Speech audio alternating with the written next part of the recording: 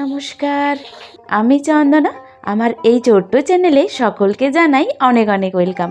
বন্ধুরা, তোমরা যে যেখান থেকে আজকে আমার এই ভিডিওটি দেখছো, আশা করি সকলে তোমরা খুব ভালো আছো, সুস্থ আছো, আর আমরাও বেশ ভালো আছি।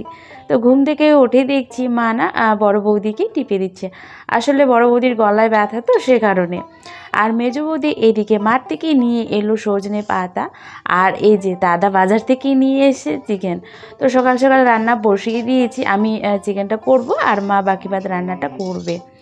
আর আজকে না চিকেনগুলো দেখো একসাথে মেখে তারপর চাপিয়ে দিয়েছি, আর বেশি নিয়ে আসিনি কারণ দাদা আর আমি শুধু খাবো। বাড়িতে মা বৌদিরা কেউ চিকেন খায় না। অবশ্য এখন বুনি আছে, বুনি খাবে, আর বাবুও আছে। তো আমরা চারজন শুধু খাবো চিকেন, সেই কারণে দাদা অল্পটুকুনি নিয়ে এসে। আর এখানে আমাকে ভিডিও করে দিচ্ছে হচ্ছে আমাদের অনন্যা। তো বন্ধুরা, আজকে আমার এই ভিডিওটি একটুখানি হলেও যদি তোমাদের ভালো লেগে থাকে, তাহলে অবশ্যই ভিডিওতে একটি লাইক, কমেন্ট, চ্যানেলটিকে সাবস্ক্রাইব করে দিয়ে বেল আইকনটি ক্লিক করে পাশে থেকো। তোমাদের একটি লাইক, কমেন্ট আমাকে আরও ভালো ভালো ভিডিও বানাতে অনেক উৎসাহিত করে বন্ধুরা। আর এই যে দেখো মা বৌদিদের কাণ্ড, এই পাটের যে সুতাগুলো কেটেছে এইগুলোকে কালার করে, এই যে যেহেতু রৌদ্র নেই, মেঘলা মেঘলা ওয়েদার, মেঘলা না বৃষ্টি হচ্ছে অনবরত আর কি, তো সে কারণে উনানের পাশে রেখেছি, ওইভাবেই যদি একটুখানি শুকায় আর কি, সেই কারণে।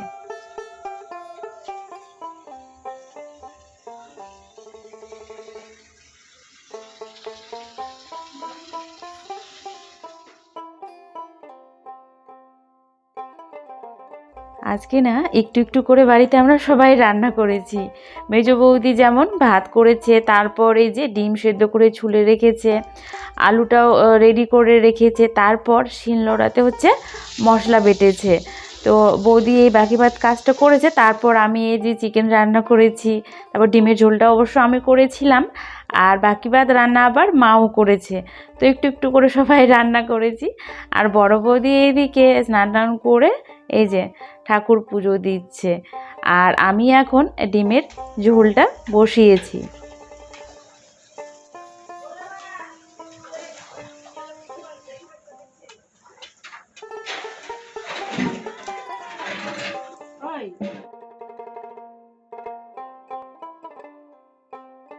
মার বাড়িতে এসে একটুখানি সাজুগুজু করে কি এ পাড়া ও পাড়া চটং চটং করে ঘুরে বেড়াবো, তার শান্তি নেই। কারণ এই যে রান্নাঘরে সবসময় ঢুকিয়ে রাখতে চেষ্টা করে আমার বৌদিরা। এখন ও দোকান থেকে নিয়ে এলো সুজির মিষ্টি বানাবে। একটু আগে পেট ভরে ভাত খেলো, তাও আর হয়নি, এখন ও সুজির মিষ্টি খাবে।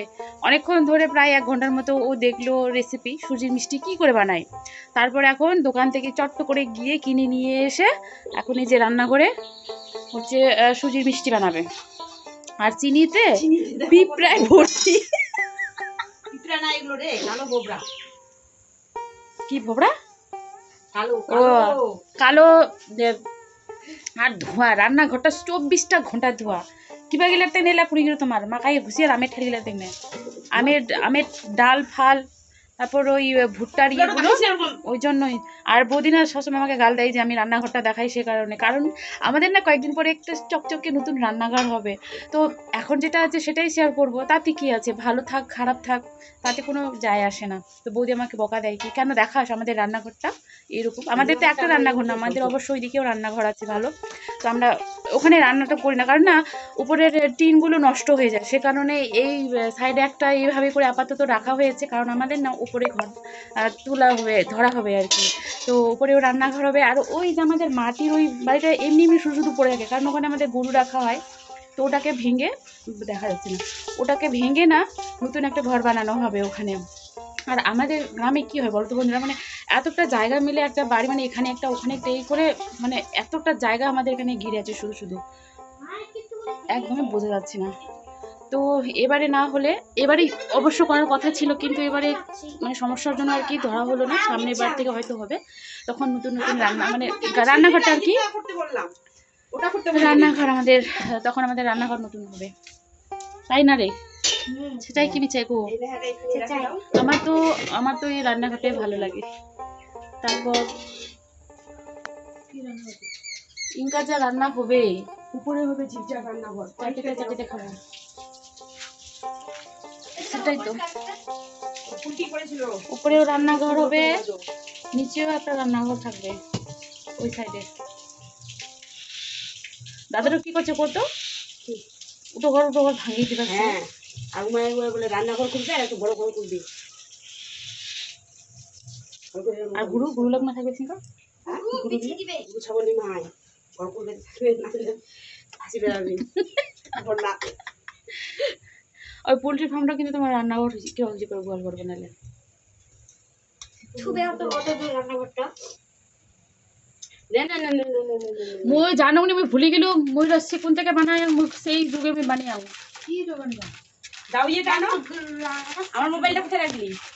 ও আর বাইটু দেখি একটা বাটি আনো, বাটি বাটি 14টা বাটি আনবো। অনেকগুলো বাটি লাগবে আনো। অনেকগুলো বাটি লাগবে। ওখান থেকে যে বাটিগুলো আনছি তখন ওখান থেকে মানে কি রে, মানে অনেকক্ষণ আগে থেকে। এটা আবার কোন কথা ওখান থেকে? ওই যে একটা বাটি দেখা যাচ্ছে ওটা বল যে তখন থেকে। বড় না ছোট? বড়। চিনি, দুধ, পাউডারের দুধ, সুজি, ঘি সব রেডি।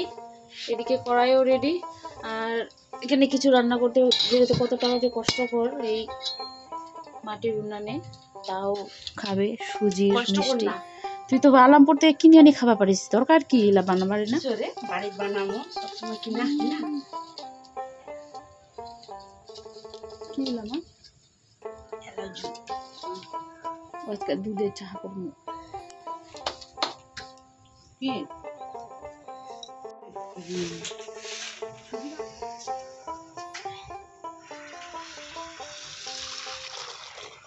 শিরা আমাদের রেডি, অর্ধেক হাঁড়ি শিরা। এই যে এই তিনটা আমি বানিয়েছি, যেটা ঠিক বানিয়েছি। আর এই যে ওদের দেখো, আমি বলে বড় বানিয়ে দিচ্ছে। এদের ভাষণ, দু জায়ের ভাষণ। সবাইকে কেন কথা ফিরে বলে দেবো যে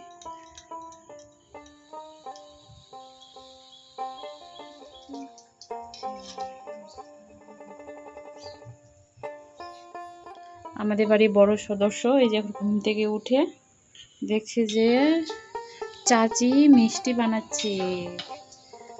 খাবা বিটু? মিষ্টি খাবা? মিষ্টি খাবা? একটু দাঁতগুলো তোমার দেখিয়ে দাও তো, দাঁতগুলো দেখাও একটু ওদের মোটাতে। তো এই যে দেখো বন্ধুরা, সুজির মিষ্টি আমাদের রেডি। এতগুলো বানিয়েছে তবু বৌদির না মন ভরছে না। ও বলছে কি আরও 2টা প্যাকেট আর কি বানাবে। এতগুলো বানিয়ে কি করবে?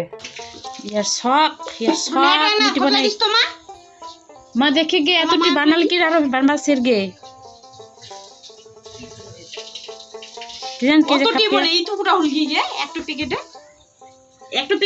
বৌদিদের মিষ্টি বানানো শেষ হচ্ছে না, আবারও এখন বানাচ্ছে। তো আমি একটু ওই যে বাইরের দিকে এলাম। আর সারাদিন বৃষ্টি, এখনও অনবরত টিপ টিপ টিপ টিপ করে বৃষ্টি মানে পড়তেই আছে। এটাকেই বলে আমাদের গ্রামের ভাষায় আর কি ঝটকা। যে হটকা ধরেছে, 7-8 দিন থাকবে এরকম বৃষ্টি পড়তে থাকবে। আর আমার আজকে না বাড়িতে যাওয়ার কথা ছিল, কালকে তো বিশ্বকর্মা পুজো, তো আজকে যাওয়ার কথা ছিল কিন্তু থেকেই গেলাম না। একদমই ইচ্ছে করছে না যেতে, সত্যি কথা আমার একদমই ইচ্ছে করছে না। এতটা শান্তি লাগছে এখানে আমার। কয়েকটা দিন কোনো চিন্তা নেই, রান্না বান্নার চিন্তা নেই, ঘর মোছানোর চিন্তা নেই, একবারে বিন্দাসভাবে মাদের বাড়িতে থাকলে যেটা হয় আর কি। টাইম মতো রান্না পাচ্ছি, বৌদিরা ডাকছি খেতে, খাচ্ছি দাচ্ছি, ভিডিও বানাচ্ছি, ঘুরছি ফিরছি, শুয়ে থাকছি, আরামের জীবন কাটালাম আর কি কয়েকটা দিন। আবারও সেই বাড়ি গিয়ে সেই আবার রোজকার মতো রান্না করো, এই করো ওই করো। এবারে শ্বশুরবাড়িতে গেলাম না। মা অবশ্য ফোন করেছিল, আর ছোটো যা নাকি গিয়েছে সেজো যার ওইখানে, শুনলাম, ফোনও করিনি জানি না, কিন্তু আমার বৌদি আর কি বলেছে। বৌদি আবার গিয়েছিল তো কালকে আমার শ্বশুরবাড়ি ওই দিকটায়, তো শুনেছে দেখতে পেয়েছে নাকি যাচ্ছিল। কারণ সেজো যা আমার শ্বশুরবাড়িতেই ছিল, গ্রামের বাড়িতেই ছিল, তো কালকে নাকি গিয়েছে। তো দুজা মানে ছোটো যাকে নিয়ে গিয়েছে, বুনির আবার ডাক্তার দেখানোর কথা ছিল, তো হয়তো ওখানে আছে। বাবু ফোন করেছিল আজকে আর কি, ফোন করে বলছে মা তুমি আসবে না। আর বৌদি অবশ্য মানে এমনি আর কি ফোন করেছিল। তোমাদের দাদাভাই তো বলছিল যে আমিও যাবো। আজকে আমাদের 8 মাইলের শুক্রবার মানে সোমবারের হাট ছিল, শুক্রবারে আর সোমবারে 8 মাইলে আমাদের হাট বসে আর কি। তো সেখানে খাসির মাংস বেশ ভালো পাওয়া যায়, তো বলছিল কি ওখান থেকে নিয়ে আমরা ননদ বৌদি যাব। তো বাবু ভেবেছিল হয়তো আসবে মা, কিন্তু আবার তোমাদের দাদাভাইও বলছে কি কাল আবার আমার পিসি বাড়িতে, এই যে আমার পিসি বাড়ি পাশেই, বেশি দূরে না, কাছেই আর কি। তো পিসিদের বাড়িতে কালকে বিশ্বকর্মা পুজো বড় করে তো ফোন করেছিল তোমাদের দাদা ভাইকে এখান থেকে, পিসিদের বাড়ি থেকে ফোন করে বলেছে আর কি যে আসতে। তো ওটাই বলছে তুমি যেহেতু ওখানে আছো তাহলে থেকে গিয়ে বিশ্বকর্মা পুজোটা এনজয় করে তারপর এসো। তো দেখি কালকে গেলে বাড়ি যাব, আর না হলে তারপরের দিন সকালে যেতে হবে, আর কালকে গেলে বিকেলে যাব।